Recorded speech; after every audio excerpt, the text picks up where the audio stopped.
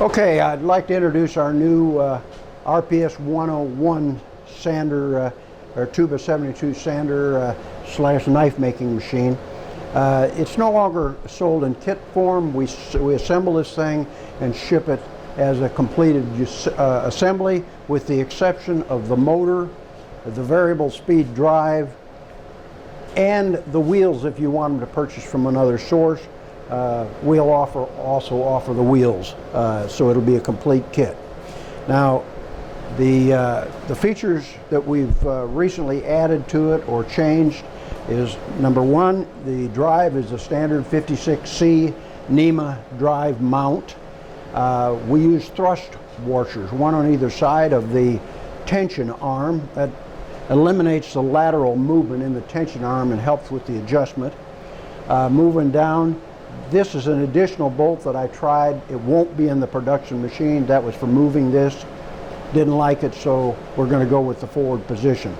The tension, the tracking arm adjustment, radial adjustment, and the two clamp arms are steel inserted. These inserts can be replaced if they ever wear out, which they shouldn't, but if they do, they cost less than $2 a piece. You can just back the old one out and move with the new one in. Now, the next feature we've got on this machine is, at this point, we have a knife sharpening attachment, which I'll show you a little bit later. When you run a belt in forward, back up a little bit, Greg, and I'm going to show them. This belt is running forward. It's tracking just fine, right in the middle. Well, when you put a belt in reverse, even when everything is perfect alignment or close to perfect alignment, I'm going to bump it in reverse and show up here what's happening is going backwards. First thing it does is try to track off the side of the wheel. Well, I don't like the fact that that tracks off the side of the wheel when it's going in reverse. So to eliminate that, I'm going to go back to forward. I have a second set of adjustments. This not only adjusts this way with these two screws, so that when you go in reverse you can center your tension wheel and your contact wheels up on the belt, or the belt on them, so it moves back and forth this way, as well as the common feature with rocking the wheel to get it to run in the center. Now, this is a horizontal as well. Well, I might as well show the track. Here, when you want to change belts on this, I hate to fiddle with the belt and having to push down the arm. I'm getting old and that's hard to do, so what we come up with is a latch. Now you can take the belt off, change to another belt, put the belt back on, center the belt up without having to hold the arm down, get the wheels reasonably in the center, and just give a pop, and now you're under tension. Give a little flip here. We're good to go. Okay, now the next thing is a horizontal as well as vertical machine. There's no extra charge for that. We offer it. All right, now we're going to show you the horizontal position on the machine. First thing we do to center the work table up, it's not necessary, but I like it to be centered, and just take this.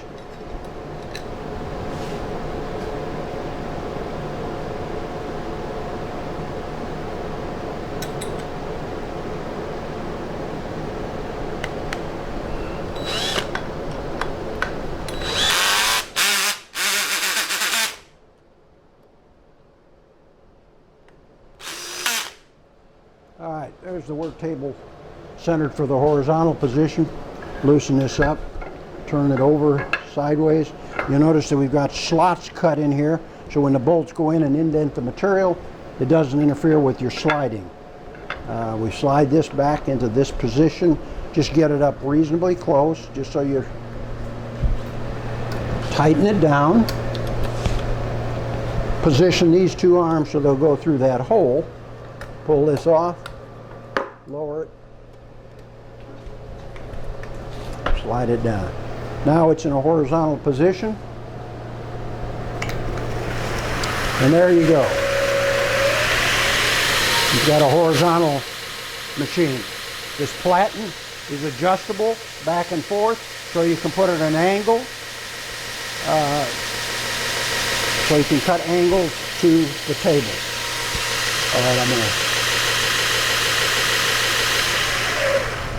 All right, now we're going to put it back in a vertical position.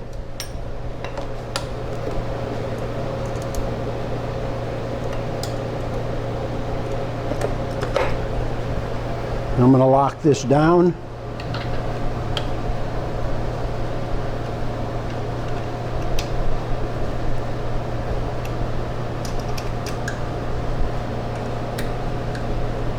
All right. Now to change these accessories out, these two bars are identical. Either bar will serve either the number 1 or the number 2 position. So all of this is interchangeable. I'm going to pull my Platen off. We start out by locking that up, dropping this down here. Come on around this side. Okay, now we're in the top bar. We're going to talk about the rotary Platen a little bit. This is a slack belt. I've got these spaced out pretty wide, so this makes a pretty good slack belt feature. Right now we've got the Platen up here so we can get good solid flat surfaces. This Platen, I just loosened these 2 screws, slides back, and it gives you about a 3-inch or a 3-inch hole to do slack belt work. Now, if you pull this belt off, and I'm just going to go to a 1-inch belt that I like to use for slack belt work, finish work.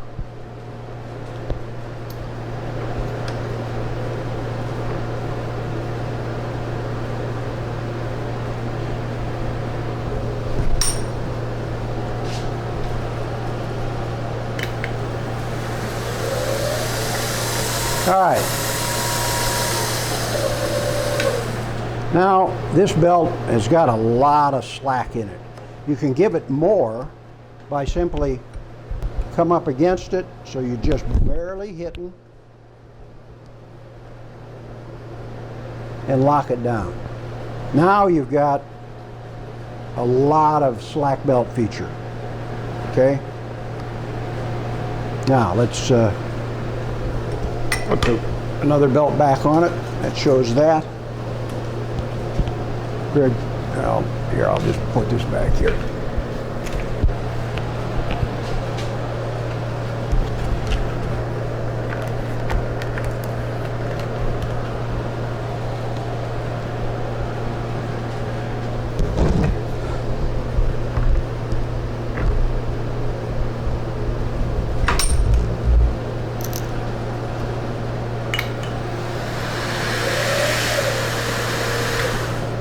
All right, the Platen slides back into place and you tighten 2 screws. I'm not going to bother tightening it up right now. When you take this Platen off to put, say, a small contact wheel in it, from 1 inch to 12, you probably could go bigger than 12. I haven't tried it. But all you have to do is take this bolt out here.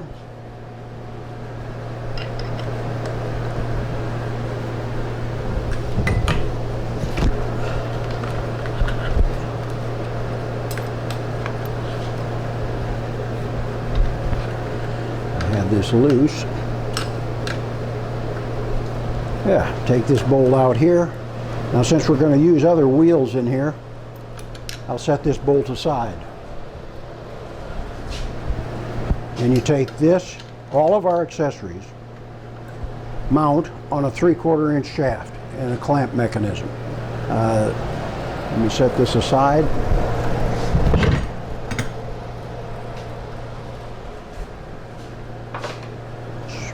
There's a 2-inch wheel. We'll just clamp that down.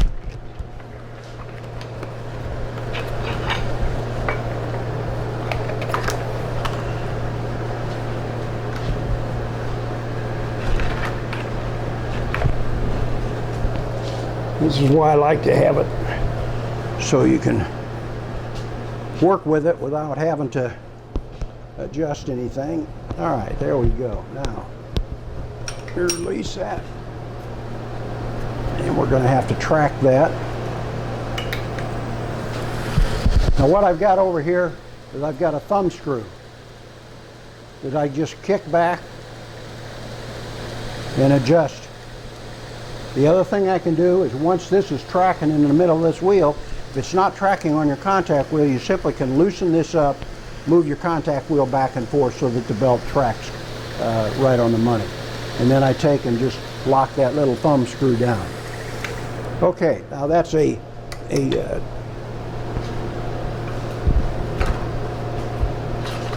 2-inch contact wheel. We're just going to go to the other extreme. The largest contact wheel I presently have is a 10-inch, but as I said, you can put larger wheels in that. And again, this will move backwards and forwards so you can track your belt in the center. And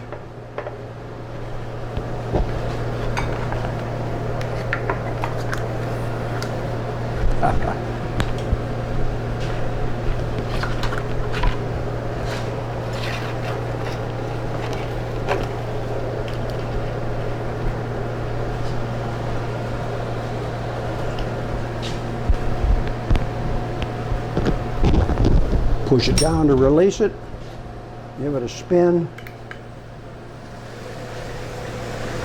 Now I can track it over.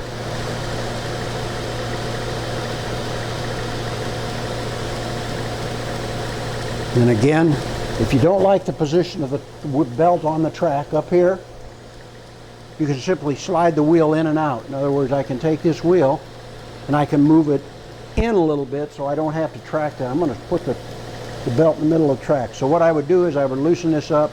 If I want my belt tracking in the middle, which I generally like, I'd just loosen this up.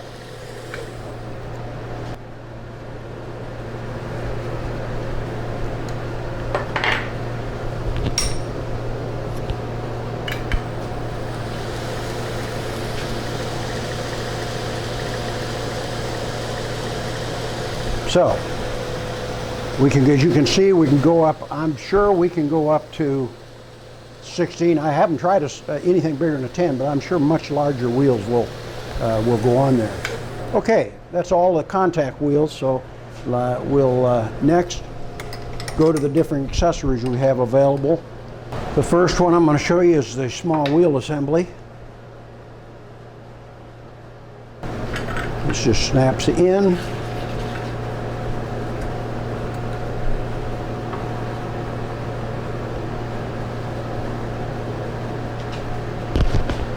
Lock it down. Release the belt, and that one runs pretty true. Hung up here. We'll slow it way down, start it.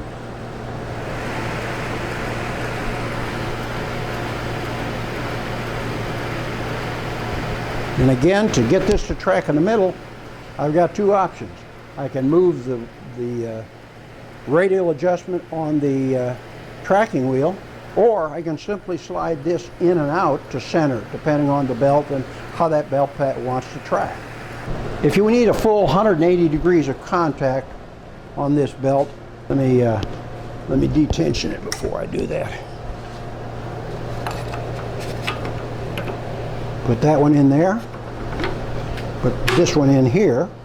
Now the important thing is not to run these small contact wheels too quickly. So we'll go ahead and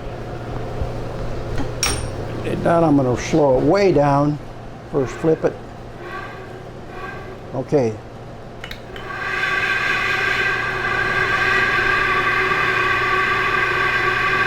All right, now we got a full 180 degrees of radial contact. We don't have any lead-in angles. You can use one of these or two of them or none of them. And these contact wheels you can put in here are anywhere from 1/4 inch to 2 inches. And the 1/4 inch wheel won't give you quite 180 degrees of radial because, well, there's 1 inch between these two rows. So that's what you're going to get. Okay, this is the small wheel attachment. The next thing I have is the convex, concave blade sharpener. Put a wheel in the top plate.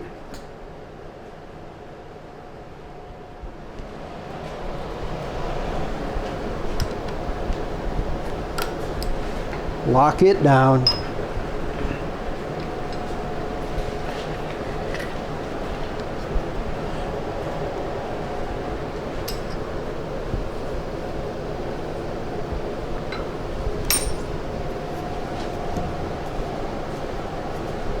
Get it tracking.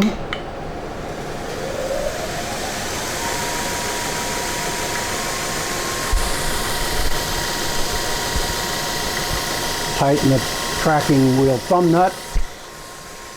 Shut it off. Now we get our work rest bar. We're going to put it upside down. Again, we've got the clearance cuts for the screws so they don't burr up and cause you trouble later.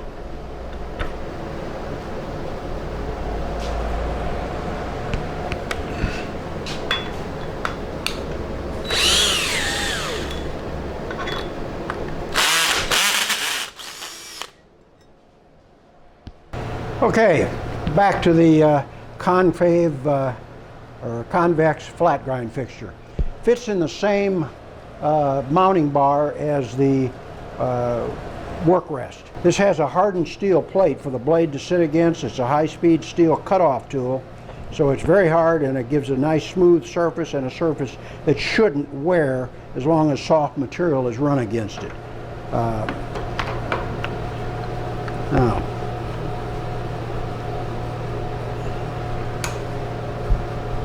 slide it up till it almost hits. Rock it down. Make sure it's centered here, and you center it. Now, let's lock the shaft down. Now, the way I'm not going to go into a detailed description of how to use a sharpener, but the way this works is normally it's got a coarser belt on it. I haven't got this set for the blade, so I'm going to stop it. The way it works is I have a line scribed on it. I like to do it visually because I like to see the edge of the wheel. Drops in and you pull it across. This is the other edge of the wheel and I like to see that. Normally I have a work light up here. And you drag it across this way. This is the adjustment that moves the blade in and out in relation to the wheel. So you bring it in till it touches, you start grinding. And if it's a curved blade like this, you give it that arc and keep this surface in contact with that flat. Anyway, that is our blade sharpening I call it a roughing fixture because I don't like to do finish work with this. I'd rather do it by hand. Now, okay, the last feature we've got that we've got built right now is the knife sharpening attachment. We don't have a surface grinder yet, but we intend to come out with that in a few months. The challenge there is to make it safe so that it can't grab a blade and slam your blade and your hands into the machine. So it'll be a little while before we come out with that. Now, this little bolt here does nothing, but you'll see in a minute it does a lot. Pull that out. I get the knife sharpening attachment.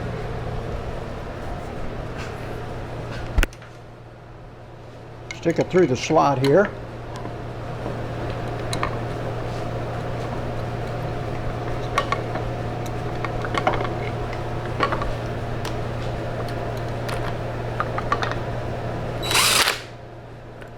Now, the trick here, come over to this side, Greg, is to adjust it.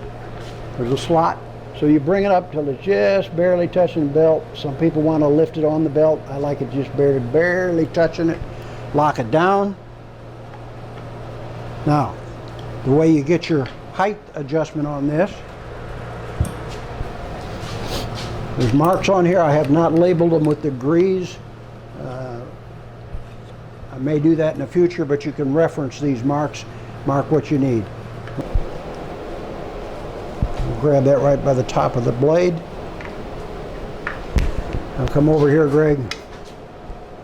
This goes from almost flat. In other words, this is way flatter than the bevel. If we wanted to grind it that acute an angle, you'd actually grind some of your clamp away. We don't. Let me loosen this up and adjust it up to a workable angle. First one I've got set there is about as sharp an angle as I grind with it. Tighten it up, goes on this way, and that's how you use it to sharpen. I go 1,000 to 2,000 grit on the belts here. I mean, if you want to start off with a 400 to get it roughed in, that's fine if it's a new blade. If it's an old blade, then sometimes I start with 1,000 and go up to 2,000. The trick there is, let me set this down. Most belts, when you run them in reverse, don't track properly. In other words, right now we got this thing tracking right where we want it. Okay? The trouble is, I want the blade going away from me when I'm sharpening. That's just how I prefer to sharpen. So, you put this thing in reverse. I'm going to turn it way down. Well, this blade actually isn't too bad, or belt isn't too bad. Some of them just take off and skew sideways, and you just almost can't take care of it with this. That belt seems to be doing pretty good regardless. I'm amazed it only did that because it's the one I'm trying to show it with. All right, now the belt is running away from you. If it doesn't, that's where this adjustment comes in. You can rock it back and forth and true that belt up. And again, the sharpening works.